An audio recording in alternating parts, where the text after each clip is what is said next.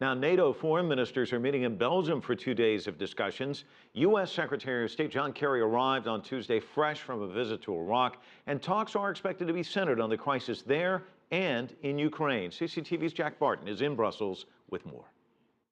NATO officials have begun a 2-day meeting, focusing heavily on events in Iraq and Ukraine. U.S. Secretary of State John Kerry arrived at the meeting in Brussels direct from Iraq.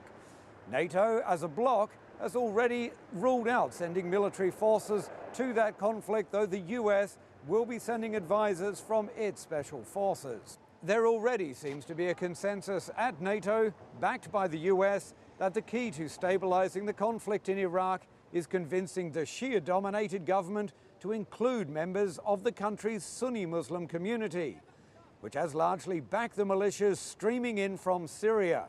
Ukraine's fragile ceasefire is also on the agenda, along with a proposal to create a trust fund aimed at strengthening the capacity of Ukraine's military.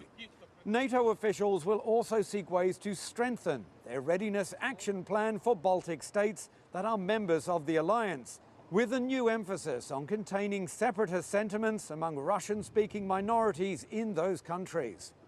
John Kerry will also plead once again with NATO members to see Ukraine as a wake-up call that should result in a boost to defence spending. Ahead of the meeting, Kerry said he would urge all NATO members to boost their military budgets to at least 2% of GDP.